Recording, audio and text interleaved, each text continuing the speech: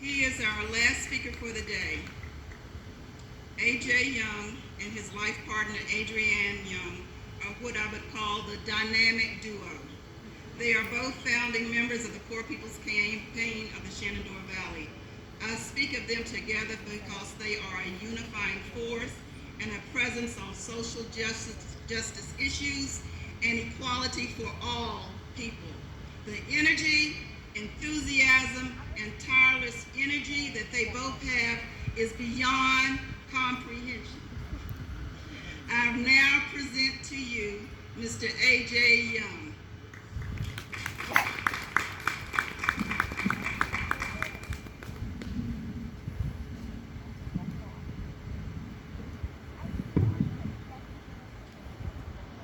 Good afternoon.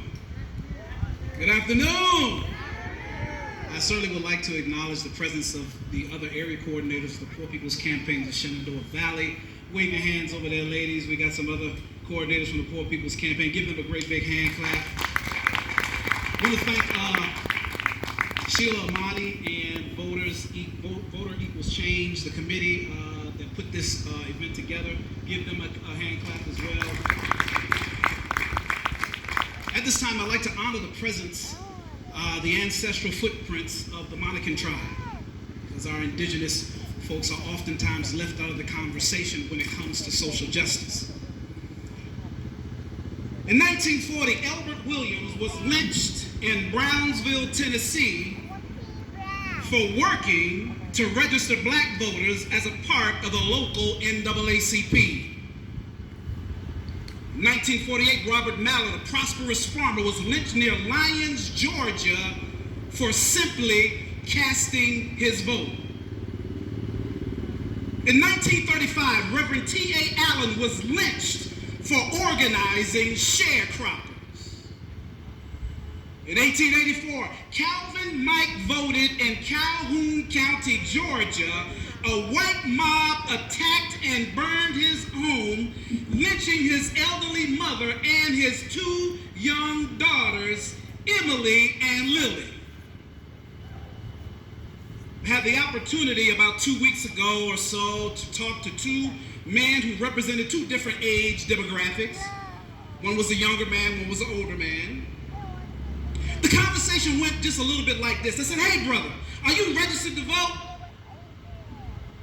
His response was, "Nah, man, I don't vote. You know, they ain't never done nothing for me." On another occasion, I asked an older gentleman, I said, "Sir," I said, "are you registered to vote?" He said, "No, young man," he said, I don't get political, you know. And it puzzled me, and I spoke with my wife, and after I spoke with her, she offered me this bit of understanding as it relates to man number one, the younger man.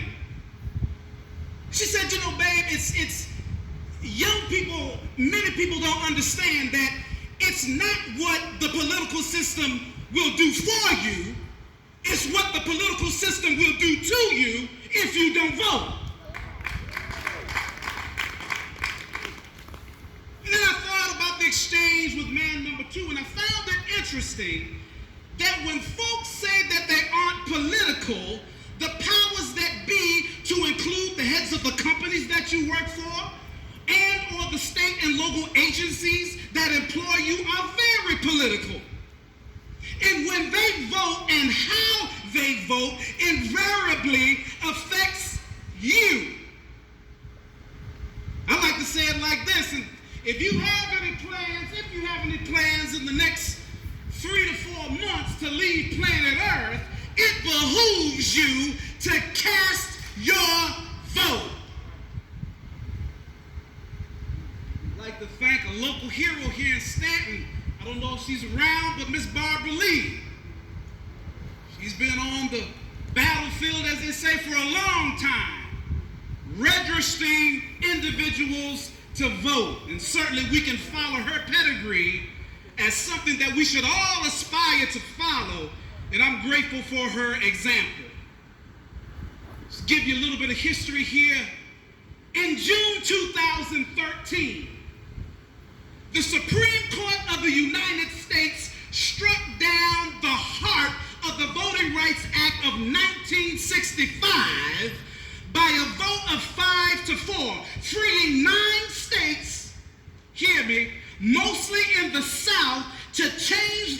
election laws without advance federal approval. In other words, these states of the former Confederacy can do what they want to do as it relates to voting and ultimately whatever they can do to suppress the vote. Happened right here in the freest country in the world. From closing polls early to limiting polling stations to gerrymandered districts, voter suppression not only destroys the voice of the people, but it creates and acts in concert with voter apathy to silence the spirit of democracy. You see, we may not have poll taxes or literacy tests to suppress the vote, but the trickery has been nuanced and it is much more insidious. Powers that be don't want you to vote. They place it in your psyche that it's not worth your time to vote. What is the solution? Poor People's Campaign, a national call for moral revival, says we must do more. There's an acronym that's associated with more. It says mobilize, organize, register, and educate people because voter apathy is killing our country. That's right. Poor People's Campaign, we believe in building fusion coalitions to get the job done. Now, you might need to take a deep breath right here. It's going to get a little bumpy. It might be a little turbulent down through here. We believe that whether you're black, brown, or white, gay or straight, non-binary or transgendered, Christian, Muslim, Jehovah's Witness, Mormon, Catholic, Republican or Democratic, whether you have a faith or you don't have a faith, the focus is and should always be on the humanity of people. That's right. I'm so sick and tired of hearing people talk about, well, I'm with the GOP, and I'm Republican, and I'm blue, and I'm down with the Democrats. Can I tell you something, ma'am, sir? Both of those animals are two different horns on the same bull. I know you don't like that. It's okay, just take a deep breath, look away. So my friends, if you're registered to vote, encourage others to vote, and you should vote in every single election. The midterm elections in your city or county affect your everyday life in more ways than you can count. You owe it to yourself, your family, your friends, and your future generations to vote. Don't believe the propaganda that is being spewed from the demonic, misguided forces of apathy that tell you not to do it. What does it matter? You say to yourself, I'm still in this mess. I understand that. Which is why we must attack the systems that are keeping us suppressed. At least do what is available to all of us at a bare minimum. You should vote. Look at somebody and say, you just need to vote. That don't mean stop working. That means at a bare minimum, you should at least vote, then get off your behind and go to work. If you pay rent, you must vote. If you're buying a house, you must vote. If you've eaten at a restaurant, you must vote. If you have kids in the school system, you must vote. If you drive on roads and put gas in your car, you must vote. Need affordable health care? You need to vote. Need affordable housing? You need to vote. That's right. You live in a food desert, can't find a good grocery store with healthy, nutritional food in your area? You need to vote. If you care anything about the elderly of this community, your grandparents, and members of our communities, you must vote. Whatever mechanism that you participate in that generates taxes, which is essentially all of us, you must vote. Don't look at the personality of a politician. My God, today. Look at the policies of the politician. Don't get caught up in symbols. Pay attention to where they stand. We need to have elected officials in places who will challenge the interlocking issues that support systems that undergird racism, inequality, equity, and injustice. One of the first 5 evils that the Poor People's Campaign, the National Call for Moral Revival, addresses is systemic poverty. Stanton, Waynesboro, Augusta County, Harrisonburg, Rockingham were already experiencing deep levels of poverty, but this pandemic has exposed the gross inequities that exist here locally. In a study conducted by the United Way prior to COVID-19, the percentage of people living below the poverty line in Stanton, Virginia was 16%. Waynesboro did just a little bit better at 17%. Right now, there are over 140 million poor and low-wealth people who are living in the richest country in the world. Stands to reason why every 53 cents of every discretionary dollar, federal dollar, goes to the military, and it doesn't go to the soldiers.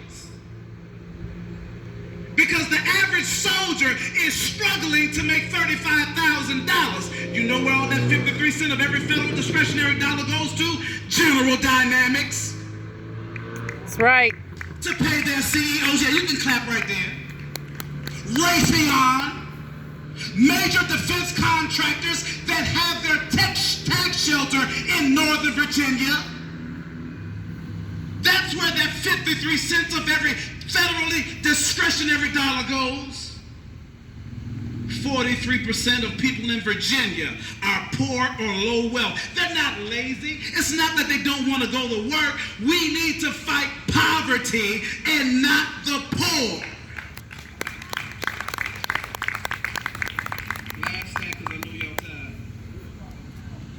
From 1979 to 2012, the income gap for the top 1% grew by 199%. While the income for the bottom 99% grew by only 25%. My friends, we must do more, because the opposition that raises Confederate flags in a free country must be stopped. Woo!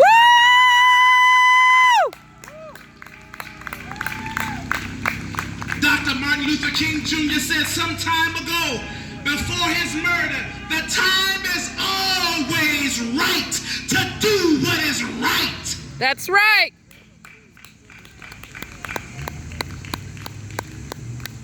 So, I want you to examine yourself, because the proof that you are doing something right means that you're going to face opposition. That's right. If you're not doing anything right, nobody's coming after you. That's right. So I want to close with this. In the Poor People's Campaign, we say, when we lift from the bottom, we all rise. If you want to rise, start lifting up somebody else. If you want to rise, start registering people to vote.